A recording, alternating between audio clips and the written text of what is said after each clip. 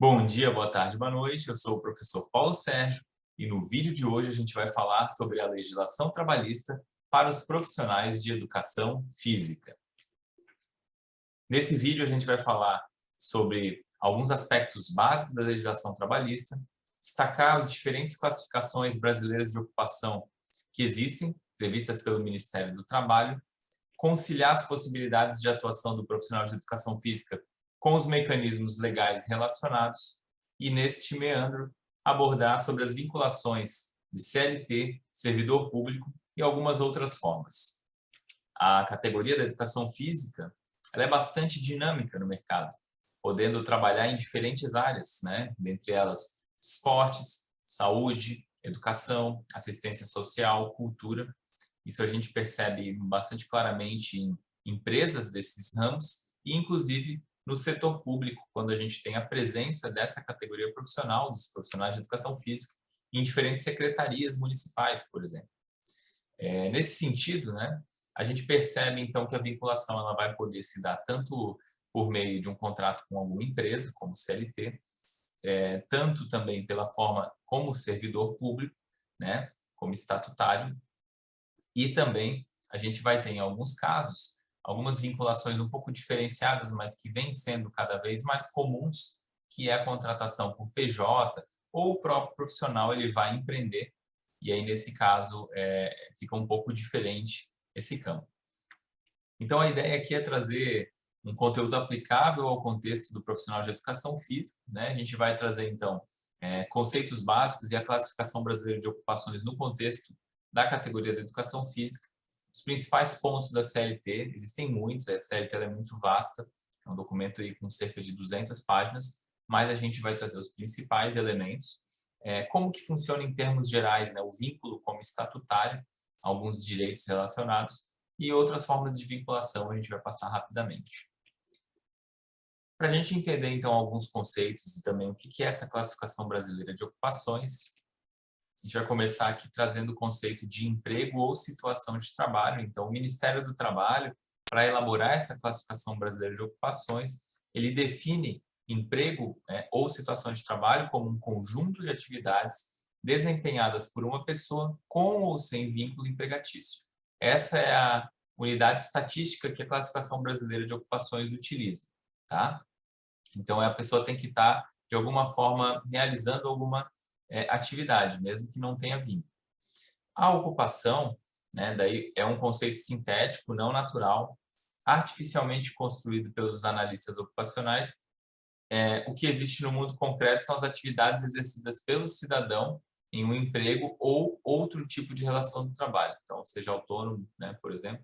E a ocupação, então, nesse sentido, é a agregação de empregos ou situações de trabalho similares quanto às atividades realizadas. Eu estou trazendo esses conceitos porque a gente agora vai falar da CBO e a gente precisa entender o que o Ministério do Trabalho considerou para esses conceitos para poder elaborar essa classificação, né, brasileira de ocupações. Então, essa classificação brasileira de ocupações, a CBO, é um documento normatizador do reconhecimento, da nomeação e da codificação dos títulos e conteúdos das ocupações do mercado de trabalho brasileiro. Vai ficar mais claro quando eu mostrar para vocês quais são as classificações do profissional de educação física. É, ao mesmo tempo, uma classificação enumerativa e uma classificação descritiva. Vocês vão ver que a gente tem uma codificação com várias possibilidades, até de atuação, porque quando a gente lê, a gente já percebe que o profissional de educação física em determinada codificação vai atuar de uma forma e o de outra codificação vai atuar de outra. E você ainda consegue ter a descrição de cada uma dessas CBOs. Então, por exemplo, uma CBO lá é profissional de educação física na saúde. E existe uma descrição para essa CBO, assim como para todas as outras. A estrutura clássica da CBO foi elaborada em 77, 1977, mas ela vem sofrendo, passando alterações para melhorar, para ser aprimorada, e a gente percebeu isso também na educação física. Eu vou mostrar para vocês depois, mais lá na metade dessa apresentação, que a gente teve, em fevereiro de 2020, uma alteração na CBO. Então, quando a gente faz uma busca no site do Ministério do Trabalho, colocando como palavra-chave educação física, a gente vai chegar a essa tabela, esse quadro aqui. E nesse quadro vocês vão ver tudo que puxou nessa pesquisa, né? as possibilidades ali, que já tem alguns códigos diferentes, né, de CBOs diferentes. Então, por exemplo, na primeira a gente tem o professor de Educação Física de Ensino Fundamental, então é uma CBO que está prevista no Ministério do Trabalho, mas que tem um direcionamento mais voltado para a educação, né? Depois nós temos professor de Educação Física na educação de jovens e adultos no ensino fundamental de 5ª e 8ª série. Então, ó, a codificação é a mesma da anterior, né? Tá como sinônimo, inclusive. Depois nós temos professor de Educação Física do ensino médio, aqui já é uma outra codificação, então a lei a primeira era 2313-15 e essa outra é 2321-20. Depois nós temos professor de Educação Física no ensino superior, tá? Então 2340/10, né? Então, o professor de Educação Física que atua numa universidade, dando aula para outros futuros profissionais de Educação Física, vai ter essa codificação. Depois a gente tem os profissionais de Educação Física como um todo, que daí não é professor, é profissionais, tá? Que aí é uma cadeia diferente, é um código, uma família, né, que é o 2241, e essa 2241 vai ter ramificações, né, para todas as outras possibilidades de atuação do profissional de Educação Física, que aqui no caso seriam todas as possibilidades, exceto professores. Professores tem uma codificação que eu já mostrei, e existe o profissional de Educação Física. Aquele último, ele na verdade uma possibilidade dessa família 2241. Então ali dentro do profissional de Educação Física a gente tem vários que eu vou mostrar para vocês, sendo que um deles é o profissional de Educação Física na saúde. Ele acabou aparecendo aqui na busca. Então, olha só. Quando eu clico na família, tá? Então eu consigo pegar e fazer uma busca agora só com a família 2241, porque os outros não eram família, os outros já está escrito ali como tipo ou ocupação. Mas o família, ele abre para outras ocupações, né? Que é todos exceto professores. A gente tem ali o avaliador físico, ludomotricista, preparador de atleta, preparador físico, técnico de desporto individual e coletivo, exceto futebol, técnico de laboratório e fiscalização desportiva, treinador profissional de futebol e o profissional de educação física na saúde, que é aquele que já tinha aparecido antes. Então, todos esses são as possibilidades, né, de classificação que existem quando a gente está falando do profissional de educação física que não é o professor, tá? E se eu clicar num daqueles itenzinhos ali, aquele caderninho, eu consigo ter a descrição. Lembra que eu falei antes, no início ali, esse ponto que tinha a possibilidade de ver a descrição? Então, cada um deles tem, como exemplo, eu peguei o treinador profissional de futebol, que ele diz pode ser auxiliar técnico no futebol, auxiliar técnico nos esportes, coordenador de futebol, professor de futebol. Aí ele coloca algumas possibilidades, às vezes ele é um pouco mais extenso na descrição, mas já dá para ter uma ideia. Agora a gente vai falar um pouquinho da consolidação das leis de trabalho, CLT. É aplicável a todos os contextos, mas aqui na apresentação eu deixei em separado, né, uma parte que eu falo já com as legislações específicas para o caso dos servidores públicos, tá? Mas muita coisa é similar entre CLT e direitos dentro do serviço público. Então, mas a gente vai fazer essa fala separada. Aí, pensando no que está previsto na CLT, é um documento muito extenso, tem aproximadamente 200 páginas. Eu recortei alguns dos elementos que eu considero interessantes e que a gente, às vezes, acaba vivenciando mais essas temáticas, essas situações, que para poder falar para vocês aqui. Mas depois é interessante que vocês baixem, vocês podem baixar no site do Senado Federal, na Câmara de Deputados também tem uma versão, então é bem fácil de baixar esse documento pela internet.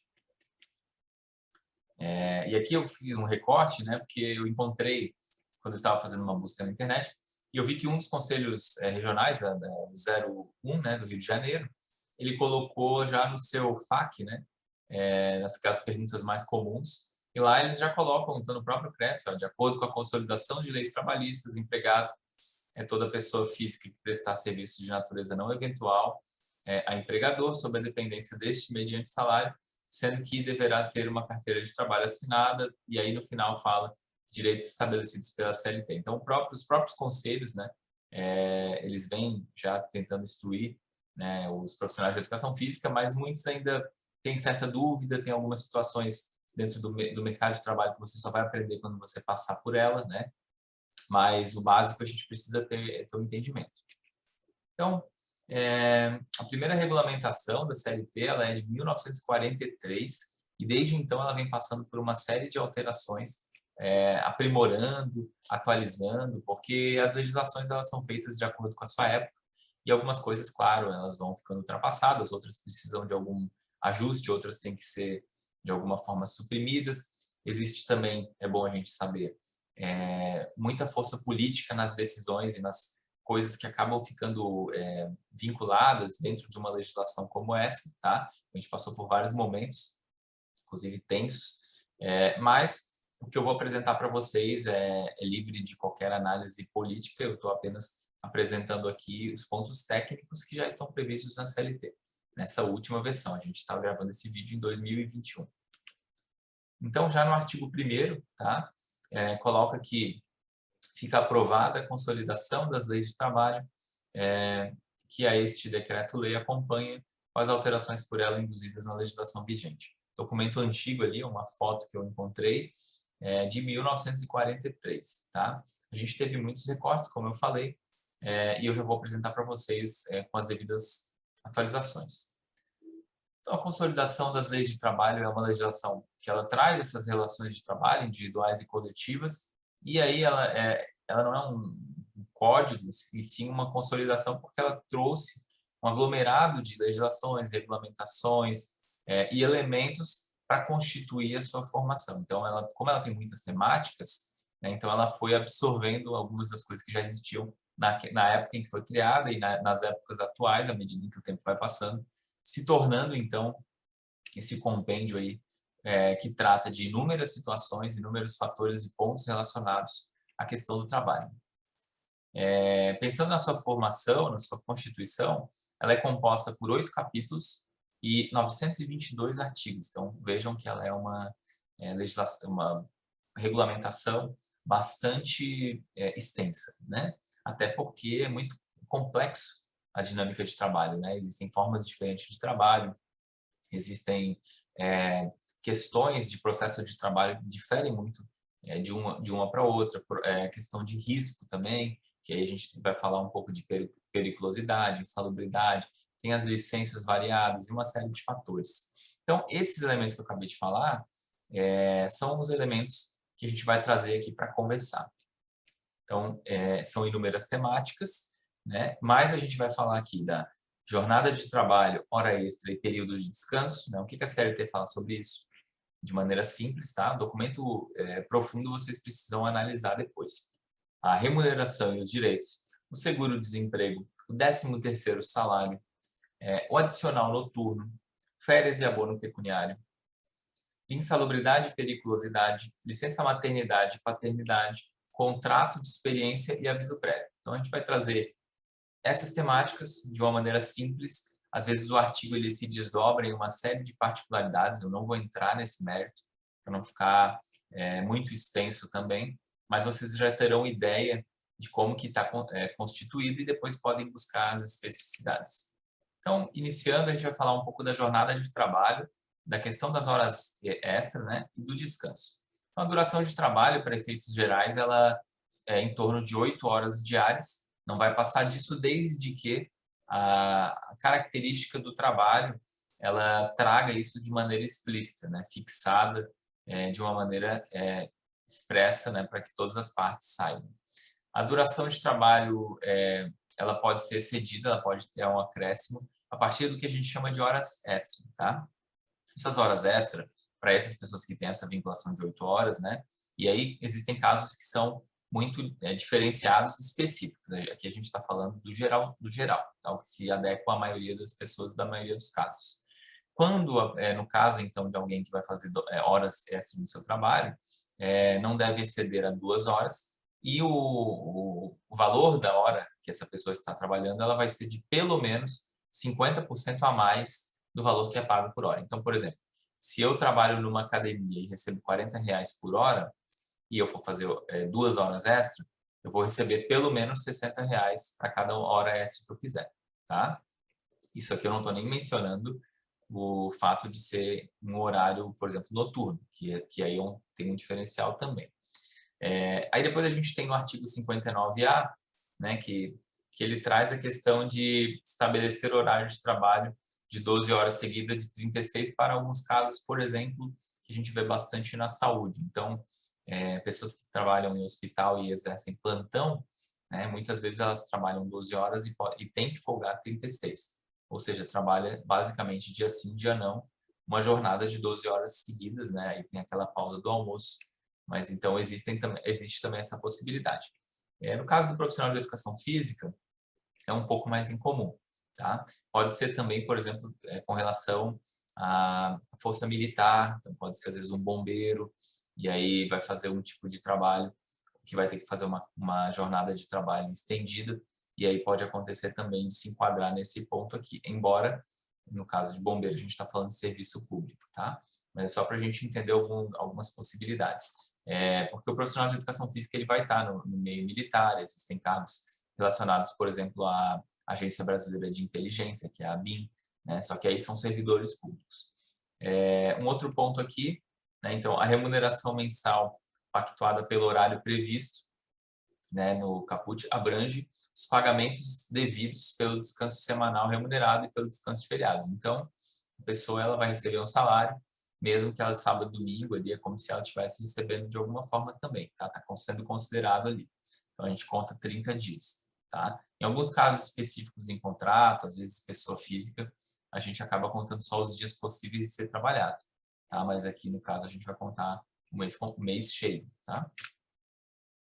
Com relação à remuneração e direitos, então, o artigo 76 ele coloca que salário mínimo é a contraprestação mínima devida e paga diretamente pelo empregador a todo trabalhador, inclusive ao trabalho rural, né, trabalhador rural, sem distinção de sexo, por dia normal de serviço e capaz de satisfazer em determinada época e região. Por quê? Porque se a gente fixar um valor desse numa legislação, né, a gente sabe que tem questão de inflação, tem épocas que as coisas todas mudam e são dinâmicas. Então, esse artigo ele já considera essa dinamicidade para prever que no futuro ninguém fique amarrado a uma legislação que seja antiquada, que não seja adequada para aquele contexto, né? E aí ele fala das necessidades normais, né, que uma pessoa tem, que é alimentação, habitação, vestuário, higiene e transporte. Então, esse salário mínimo ele tem que ser suficiente para pelo menos, né, fazer com que a pessoa tenha condições de ter satisfazer suas necessidades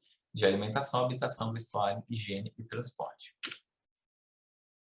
Ainda sobre o salário mínimo, no artigo 81, ele fala que o salário mínimo ele é constituído de uma fórmula, tá? Então a gente tem ali SM de salário mínimo, que vai considerar a soma, né, das despesas diárias, né, que seriam com alimentação, habitação, vestuário, higiene e transporte, que eu acabei de falar. A CLT ela não prevê o vale-refeição ou esses vales, tá? Então, geralmente, quando a gente percebe que uma empresa oferece isso, acaba sendo como uma questão de gerar um diferencial de mercado ou oferecer uma maior qualidade de vida para os seus funcionários, tá bom? Mas não está explícito isso na CLT. Aqui agora falando um pouco sobre seguro-desemprego. Então, o empregado doméstico que for dispensado sem justa causa, né, ele vai fazer jus ao benefício do seguro-desemprego, um valor de um salário mínimo, por um período máximo de 3 meses, de forma contínua ou alternada, daí depende de cada caso, e ele precisa ser requerido por essa pessoa que acabou de se desvincular. Então, ele tem um tempo de 7 a 90 dias para solicitar o seguro-desemprego.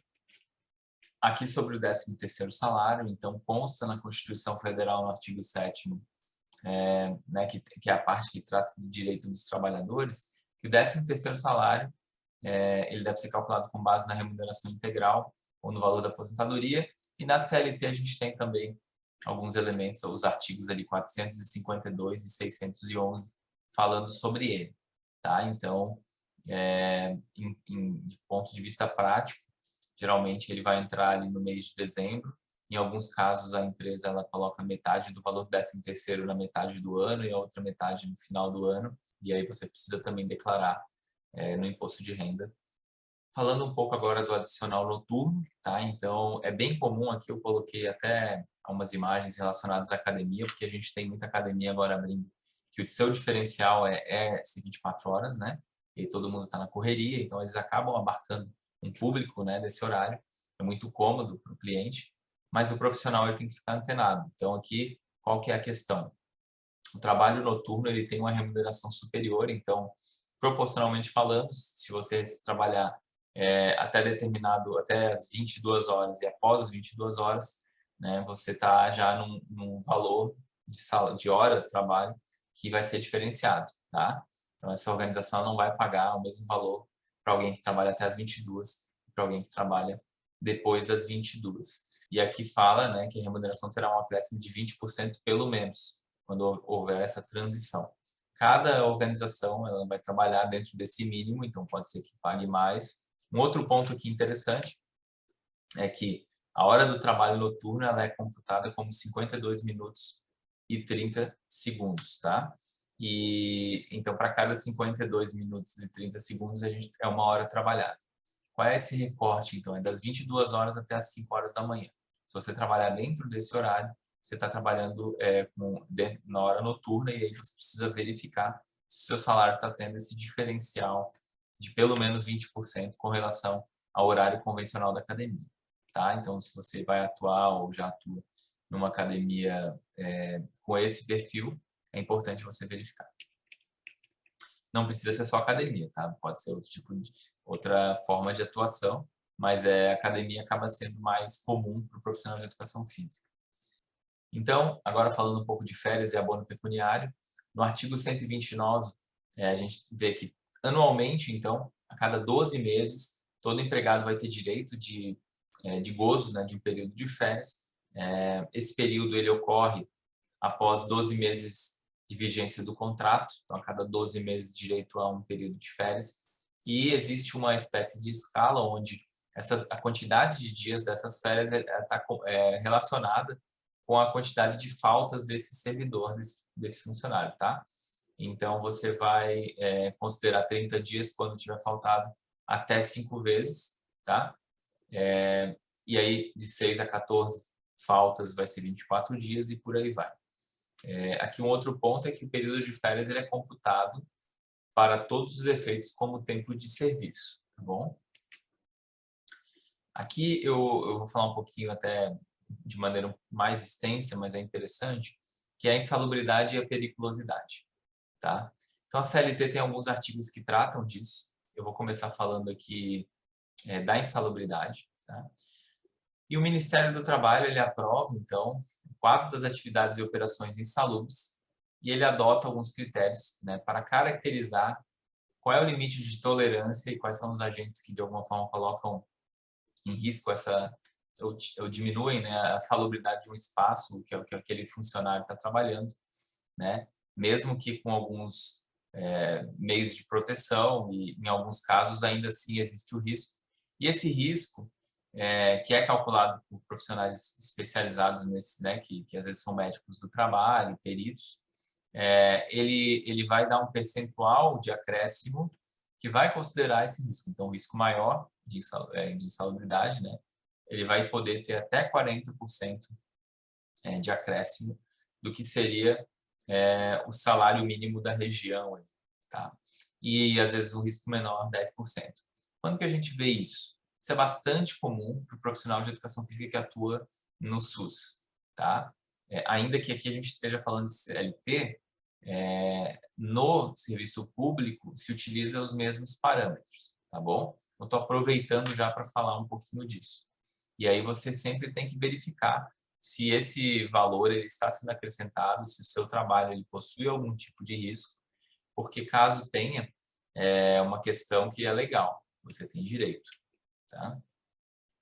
Quando a gente fala aqui das atividades e operações perigosas, que tem algum tipo de risco, a gente chama de periculosidade, tá? Ela vai assegurar 30% sobre o salário, tá? Sem os acréscimos resultantes de gratificação, prêmios, então você tira todos esses acréscimos, calcula os 30% em cima do salário e depois você, enfim, com os acréscimos todos, você vai ser o seu salário total, né? São também consideradas perigosas atividades de trabalhador em motocicleta.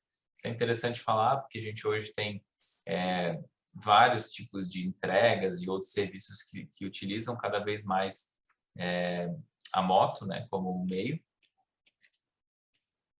E aqui, voltando um pouquinho à insalubridade, né, eu sei que a gente está falando da CLT, mas até para um profissional, por exemplo, que atua no ambulatório, um profissional que atua, às vezes, numa... A gente tem, por exemplo, a Ebser, outras empresas aí que trabalham, né, com saúde e que não seguem o rigor de um concurso público, né, como a gente conhece, então eles acabam se adequando à CLT. E um ponto bastante interessante e infeliz é que a gente tem muitos casos de profissionais de educação física que atuam na saúde, exercem a sua função, correndo risco, né? Então, por exemplo, eu atuei em posto de saúde, trabalhei dentro da vigilância epidemiológica, fui diretor de vigilância epidemiológica e etc. E não recebi salubridade por mais de 5 anos, né? Eu e meus colegas, né? Então, a gente acaba tendo que recorrer a meios legais para poder ter acesso a um direito que é nosso, que a gente correu o mesmo risco dos outros profissionais de saúde que estavam lá. Então, nesse caso, eu estava como profissional de saúde, né? Mas são coisas que acontecem. Então, se você, por exemplo, atua na saúde, é importante você verificar se esse direito está sendo acolhido, porque se não tiver, é um direito seu, tá? É causa-ganho, basicamente. Às vezes é um processo demorado, mas é um direito seu, você correu o risco também, então é importante a gente deixar isso bem amarradinho aqui. Falando um pouco agora sobre licença maternidade e paternidade, então está previsto no artigo 396, né? Que a empregada gestante tem o direito de 120 dias, tá? Então, esses 6 meses que a gente ouve, muitas vezes no setor público, tá? As organizações, cada uma tem, né, formas de executar, muitas têm uma questão de responsabilidade social e ampliam isso para 6 meses, mas você tem que verificar dentro de cada empresa como que é a política da empresa. E aqui, o que está previsto na CLT, tá, que é o mínimo, então a empresa ela pode conceder mais tempo, tá?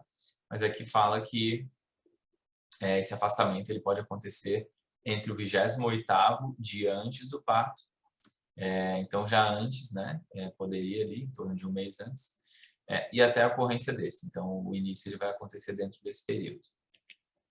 Aqui eu falo um pouco da licença paternidade, infelizmente, a partir da Constituição, né, então a licença paternidade consta como 5 dias corridos, tá? Algumas, o servidor público federal e algumas empresas que são chamadas de empresa, que estão adequadas ao programa Empresa Cidadã, eles trabalham com 20 dias, o que já ajuda bastante, tá? Agora, no geral, inclusive setor público, municipal, estadual, salvo o fato de que em alguns casos eles mudam, fazem legislações próprias, a maioria segue esses 5 dias, o que para quem tem filho sabe que é muito pouco tempo para dar o suporte, né, para a mamãe ali, para poder fazer as correrias burocráticas que tem, de registro e tudo mais. Tá? Então, é importante saber que aqui tem esse ponto. Falando um pouco de contrato de experiência, tá? Então, também tem previsto lá, na CLT, e lá fala que não pode exceder 90 dias. Então, isso é importante para quem vai entrar, às vezes, no mercado de trabalho e não tem muita noção, e eles fazem prazos que às vezes, o dono lá da organização, da empresa, tira da cabeça, né? 120 dias, mais do que 90, porque daí geralmente o contrato de experiência está vinculado a um salário menor, né? Uma remuneração menor. Então, isso não é permitido, tá? É 90 dias de experiência. 90 dias, em tese, até 90 dias, o empregador ele vai ter uma ciência de como que você trabalha suficientemente para saber se vai ou não contratar, tá? A questão do aviso prévio, então, se a parte quiser sem motivo, sem justo motivo, rescindir, ela pode, só que aí ela tem que dar um aviso, né? Então, o que é o aviso prévio? Ela avisa, olha, daqui tantos dias eu gostaria de sair, eu quero dar meu aviso prévio. Então, aí como que vai funcionar isso? Pode ser de 2 formas, que está previsto na CLT. Você vai ter que dar um aviso 8 dias antes, caso o seu pagamento ocorra por semana. Então, por exemplo, isso é muito comum nos Estados Unidos, que o pagamento é por semana, em outros países, né? Mas no Brasil, geralmente, pagamento ocorre a cada 30 dias. Então, se você trabalha a cada 30 dias para receber um salário, 30 dias antes você tem que avisar. Que daí esse tempo é o tempo que o empregador vai ter, tá? Para poder encontrar uma forma de suprir a sua falta daqui 30 dias. Se você não avisar, daí às vezes está estabelecido em contrato, que você tem que pagar algum tipo de valor, aí existem algumas especificidades que você precisaria dar uma olhada também depois. Aqui é um projeto de lei que eu trouxe porque ele está relacionado de alguma forma com o assunto que a gente está falando aqui. Então, no artigo 3º desse projeto de lei, ele sugere, então, uma mudança na lei 9696, que é a lei que regulamenta a educação física, dizendo que as academias de ginástica poderão celebrar contratos de parceria por escrito, nos termos definidos nessa lei, com os profissionais que desempenham as atividades de educação física descritas no artigo 3º. E aí ela fala depois das atividades, e a justificativa para que esses contratos pudessem ser feitos é que poderia haver um benefício para todo o mercado nesse sentido, né, com esses modelos de parceria, e eles citam outros modelos em outras áreas, como barbearias, clínicas de estética, né? Ainda que se você pensar mais criticamente, né, contratos temporários sem essa possibilidade de uma garantia mínima de continuidade pode fazer com que o profissional se sinta mais desamparado, tá? Então, é um projeto de lei, mas para vocês entenderem que existem, às vezes, tentativas de modificação, e aqui a gente está falando da regulamentação da educação física, da lei 9696, tá? Mas existem muitas outras lá. Aí tem a questão do estágio, eu não vou entrar aqui, mas vocês podem encontrar informação também bastante disponível na internet, inclusive no Conselho Federal de Educação Física. Lá tem uma cartilha que traz uma série de elementos necessários para o estagiário, né, que cursa Educação Física, está no curso de graduação, a partir de que fase, quantas pessoas pode ter junto, como é que fica a questão de ter um profissional responsável, né? Então, isso tudo você consegue ver ali. E agora a gente vai entrar, então, no setor público, tá? Muito do que está aqui previsto no setor público tem uma estrita relação com o CLT. Em alguns casos, existe algumas pequenas modificações. Vou trazer os principais elementos, sobretudo a questão de como que ingressa no setor público, onde que atuam, né, que esses profissionais estão, para situar um pouquinho vocês. Então, logo na Constituição, a gente percebe que existem 3 formas de desempenho no setor público, tá? O cargo público é um conjunto de atribuições e responsabilidades previstas na estrutura organizacional que devem ser cometidas a um servidor, tá? E isso está definido numa lei de 1990.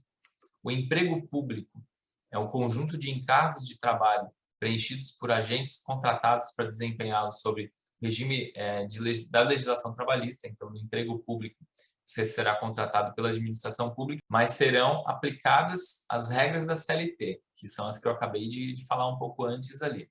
E aqui você não vai ter aquela estabilidade, né, que a gente conhece, ou que todo mundo fala, relacionada ao serviço público, tá? E a questão da função pública são encargos de natureza pública exercidos por particulares, sem que os mesmos percam essa qualidade. Aí tem a Lei 8.745, de 93, que complementa que, para atender à necessidade temporária de excepcional interesse público, os órgãos da administração federal direta, né, as autarquias, e as fundações públicas poderão efetuar contratação de pessoal por tempo determinado. Tá? Então, aqui, importante também a gente perceber essa diferença conceitual. Ainda segundo a Constituição Federal de 1988, no artigo 37, é colocado que a investidura em cargo ou emprego público depende da aprovação prévia em concurso público, de prova ou de prova e títulos, de acordo com a natureza e a complexidade do cargo e emprego, na forma prevista em lei, ressalvadas as nomeações para o cargo em comissão, declarado em lei de livre nomeação e exoneração. Mas, em resumo, tá? Se a gente for pensar como é que uma pessoa hoje, como é que um profissional de educação física pode ingressar no serviço público, tá? A gente tem os concursos públicos, tá? Que é o que foi falado ali, mas aí o concurso ele tem modalidades ali, e uma delas são os processos seletivos. Os processos seletivos eles seguem critérios muitas vezes provas, em alguns casos pode ser provas de conteúdo, de conhecimento, outras é a avaliação de títulos, às vezes é o combinado das duas, mas o processo seletivo ele geralmente tem um prazo determinado, tá, de duração, podendo ser estendido, mas é um prazo. O concurso ele não tem um prazo previsto para conclusão, tá? Então teria concurso público, os processos seletivos, né? E as nomeações em comissão, que daí são os cargos comissionados. Então a gente vai ter alguns casos, por exemplo, um secretário de esportes, né? Pode ser um profissional de educação física que foi nomeado para aquela função, mas é uma função também que tem uma função que é técnica e política, vamos dizer assim, né? E tem um teor político em que ela tem prazo limitado também. O profissional não vai ficar ali para sempre como secretário.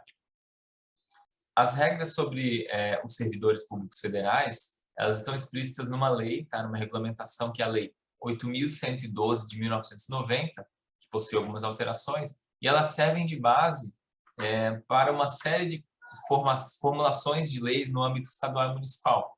Então, ela é voltada para os servidores públicos federais, mas municípios e estados pegam muitos elementos dela, tá? Então, o que eu vou falar aqui, que é muito baseado nela, vocês podem entender que, no geral, a grande maioria dos estados e municípios também tem um comportamento muito similar, embora em cada situação você precisa verificar, tá bom? Então, nessa lei, que é a 8.112, ela possui 9 títulos segmentados em capítulos e artigos, então a gente vai ter nela ali um capítulo único que fala dos efeitos da lei, depois a gente tem o título 2 ali que tem vários capítulos falando de provimento, vacância, remoção, redistribuição, substituição, depois a gente vai falar dos direitos e vantagens, depois do regimento disciplinar, depois do processo administrativo disciplinar e por aí vai, tá? Eu peguei só alguns elementos que eu considero que são mais comuns de estarem no dia a dia, né, desses profissionais que já são servidores públicos ou daqueles que querem entrar e muitas vezes não têm um conhecimento mínimo, tá? Os concursos públicos, processos seletivos, pensando agora no setor público, para os profissionais de educação física, eles podem acontecer em uma série de secretarias, né, seja estaduais, municipais, né, e às vezes até em nível federal, um pouco mais raro, mas também tem. Mas a gente tem, por exemplo, a possibilidade de trabalhar em fundações / secretarias de esporte, né? Dentro da cultura, muitas vezes com dança, com artes marciais, ou com elementos culturais, né? Em que as práticas corporais estão presentes. Pode trabalhar na educação como professor, pode trabalhar na saúde, né? Então tem inclusive uma CBO que a gente falou, que é o profissional de educação física na saúde, né? Com inúmeras possibilidades. E a gente tem também na assistência social, tá? Então, fazendo um trabalho mais social, utilizando o esporte como ferramenta. Então, você vai encontrar, se fizer uma busca aí no Brasil, vários processos seletivos, concursos, incorporando todas essas possibilidades, tá bom? Voltando aqui, no artigo 9º, então, fala da nomeação, né? Então, a nomeação far-se-á em caráter efetivo, quando se trata de cargo isolado, de provimento efetivo ou de carreira. Depois fala da questão do concurso, que eu já tinha mencionado, de ter provas de títulos. Depois fala que a validade do concurso tem 2 anos, podendo ser prorrogável uma única vez por igual período. Então, geralmente, quando você presta um concurso, ele dura 2 anos, mas ele, para o governo, né, não ter um custo excessivo para formular uma nova prova, tem muitos gastos e tempo envolvido nisso, ele prorroga, é mais prático. E é muito comum um concurso prorrogar, tá bom? Agora, falando do artigo 21, é aquela questão da estabilidade que todo mundo fala. Então, essa estabilidade, ela está em 3 anos. Então, o profissional, ele entra, ele vai executar o seu trabalho, né, no setor público e, após 3 anos, ele vai passando por avaliações, tá, durante esse período. Aí depende muito de cada realidade, mas pelo menos é uma avaliação anual, pelo menos. E depois de 3 avaliações, de 3 anos, então ele finalmente se torna um servidor público efetivo, que aí adquire aquela estabilidade que muita gente fala, tá?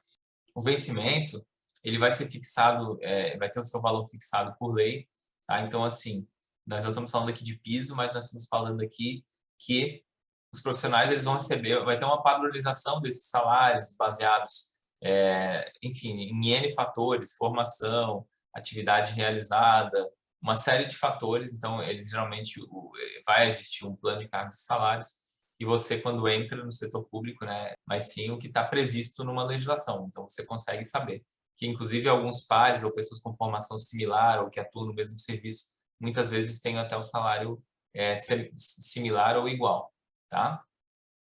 Aí depois fala da remuneração, tá? Que é o vencimento do cargo efetivo, então é esse salário que você vai receber, acrescentado de vantagens, tá? Essas vantagens ter vales e outras questões.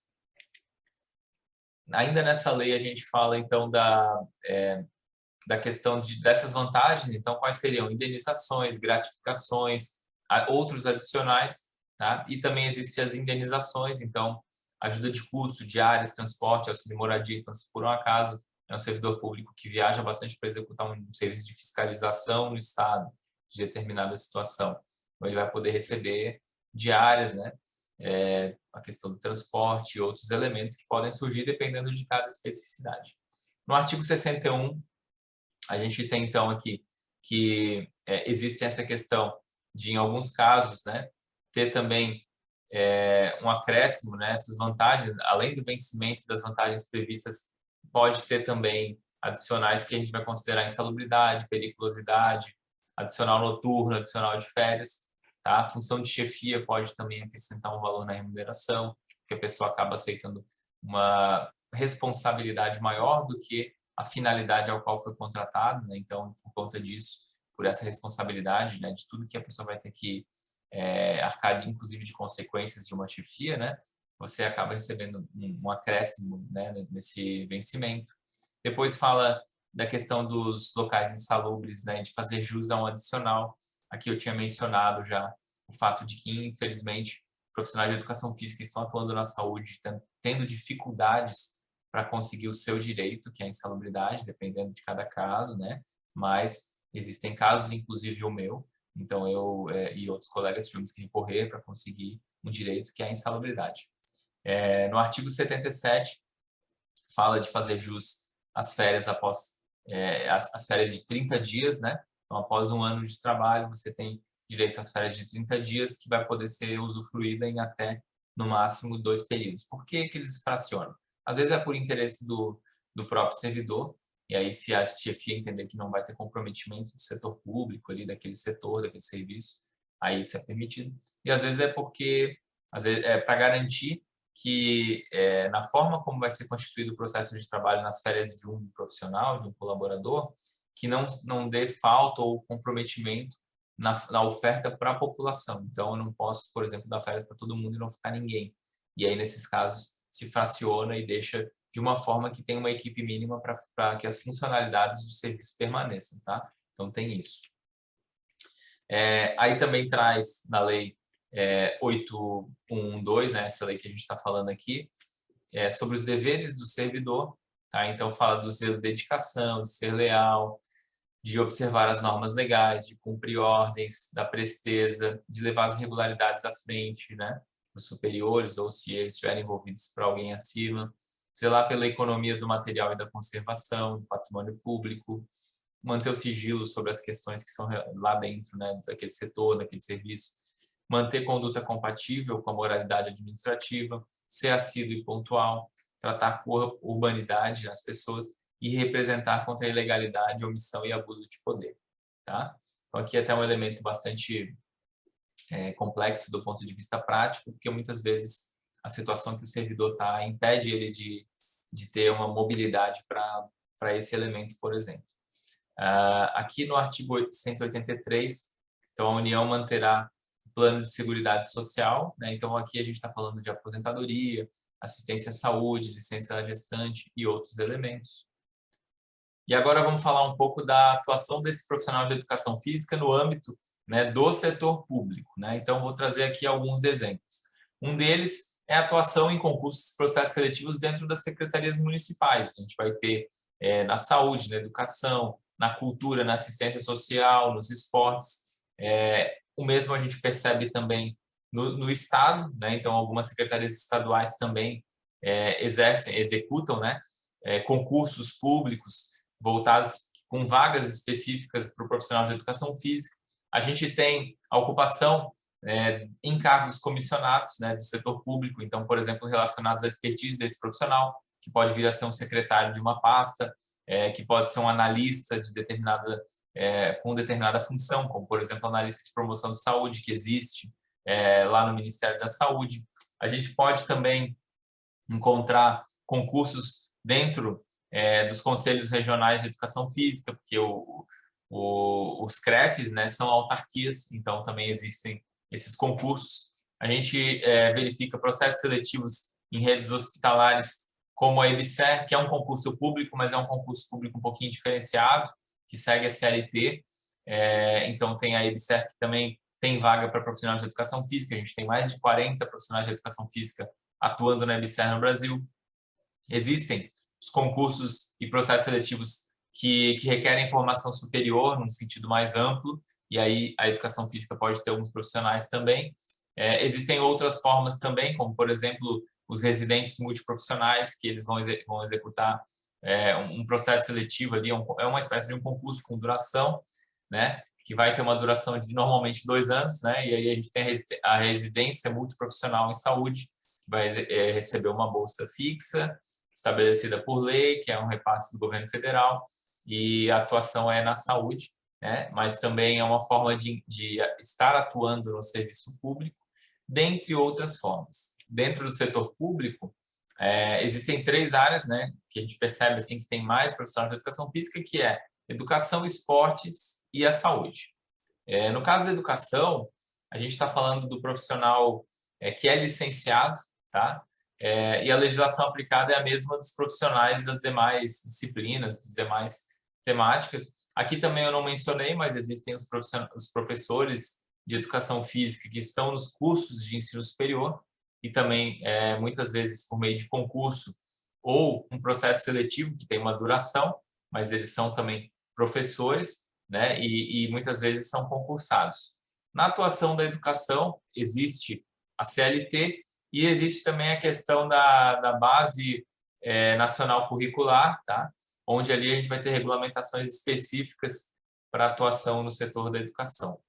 Na saúde, a gente tem alguns elementos que contribuíram para a chegada e consolidação do profissional de educação física nesse âmbito, desde a resolução do Conselho Nacional de Saúde em 1997, que coloca o profissional de educação física, reconhece ele como um profissional de nível superior da área da saúde.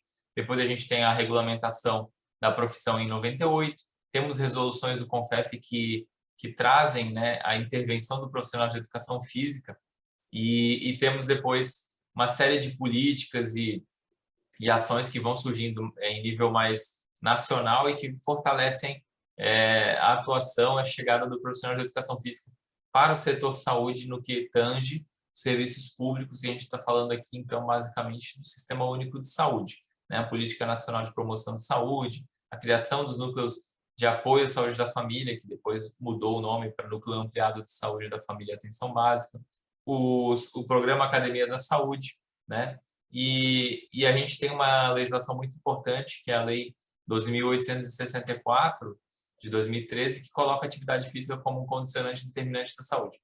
Por que eu estou falando isso? Porque após essas regulamentações, esses marcos legais que eu acabei de trazer aqui, a gente tem uma explosão de profissionais de educação física na área da saúde. E na área da saúde, a principal porta, geralmente, é o SUS. Tá? Então, eu vou mostrar para vocês agora um pouquinho desse panorama de profissionais de educação física no SUS. Então, na área da saúde, a gente tem o Sistema de Cadastro Nacional de Estabelecimentos de Saúde, né, que é gerido pelo DataSUS, pelo próprio SUS, e lá a gente tem registrado todos os profissionais de educação física que têm atuação na saúde. Tá? Eles podem estar tanto em clínicas, enfim, centros de reabilitação, como especificamente vinculados diretamente, né, dentro das secretarias municipais de saúde, secretarias estaduais de saúde, Ministério da Saúde, enfim. Ainda que a gente perceba que existe uma subnotificação bastante grande. Esses dados eles são de outubro de 2021, tá? E lá consta, né, que existem 8.500 profissionais de educação física, né, nessa época, quase 8.500, vinculados, né, registrados no Cadastro Nacional de Estabelecimento de Saúde, que é o CNES. Tá? Então, é um vulto que, para quem faz o acompanhamento temporal, percebe um expressivo aumento ao longo dos anos, sobretudo a partir da criação do NASF. Aí aqui, lembra que lá no início eu falei para vocês que eu ia falar um pouquinho dessa transição de CBO, dessas mudanças? Então, aqui é um caso bem interessante.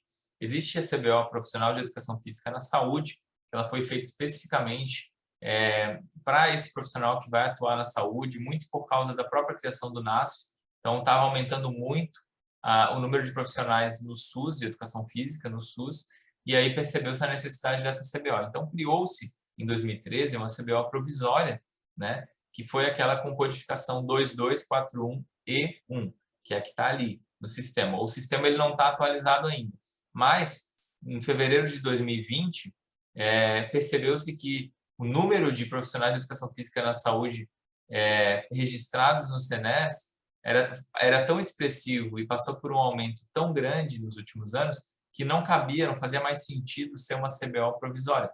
Então, em fevereiro de 2020, essa CBO provisória ela passa a receber uma codificação permanente, que é a 224140. Então, agora, a partir de atualizações que os sistemas de saúde vão começar a ter, a CBO atualizada vai começar a aparecer. E todos esses que estão enquadrados nessa que é provisória, que é a E1, vão passar a ser 224140.